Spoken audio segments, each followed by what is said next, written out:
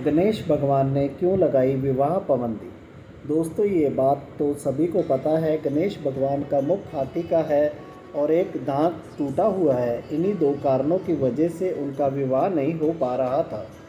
इस बात से गणेश महाराज अक्सर नाराज रहा करते थे। एक दिन एक देवता के आग्रह पर विनायक जी उसके विवाह में उपस्थिति दर्शाने गए थे। विवाह स्थल पर पहुंचने के बाद कुछ देवताओं ने मिलकर गणेश भगवान का समय पर विवाह ना होने के कारण उपहास किया, जिससे गणेश जी बहुत ही अधिक नाराज हो गए। उसी दिन उन्होंने ठान लिया कि जब तक मेरा विवाह नहीं होता तब तक मैं किसी भी देवता का विवाह नहीं होने दूंगा। गणेश भगवान के पास विवाह और अन्य संदेश लाने का काम उनके प्रिय वाहन मूषक राज करते थे। अब मूषक राज जब भी किसी देवता के विवाह का समाचार लाते, तब गणेश जी उसे आदेश देते और मूषक राज अपनी सेना के साथ जाकर उस विवाह के मंडप को गिराकर तहस महस करते एवं बरातियों को भगा देते। इस तरह गणेश जी और मूषक राज की मिली भगत की वजह से किसी भी देवता का विवाह नहीं हो रहा था।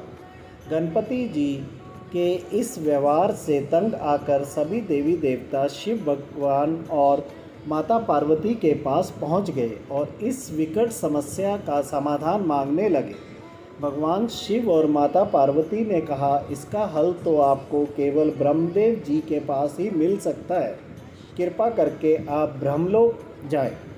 माता पार्वती और महादेव को प्रणाम करके सभी देवी देवता ब्रह्मा जी के पास प्रकट हुए।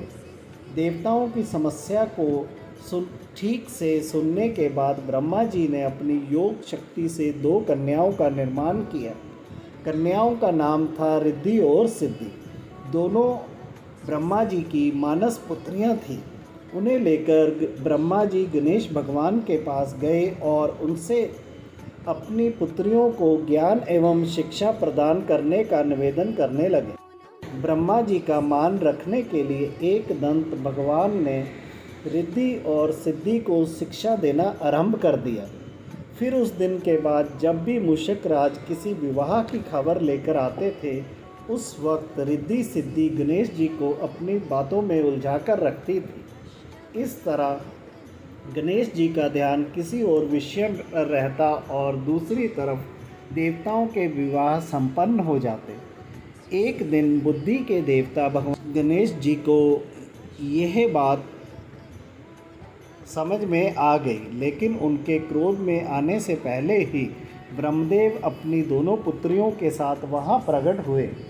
रिद्धि और सिद्धि को सामने देखते ही गणेश जी का क्रोध बढ़ने लगा, परंतु विनायक जी के मुख से कोई शब्द निकलने से पहले ही भगवान ब्रह्मदेव ने कहा, गणेश जी, आपने स्वयं ही मेरी पुत्रियों को शिक्षा दी है और अब मुझे इन दोनों से विवाह योग्य कोई भी वर नहीं मिल रहा है। मेरी आपसे विनती है कि आप ही रिद्धि और सिद्धि से विवाह करके मुझे धन्य कीजिए।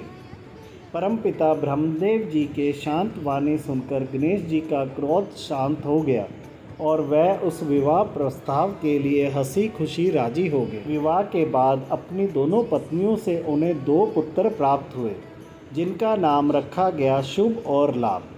ये थी गणेश भगवान के विवाह की कथा। जय श्री गणेश।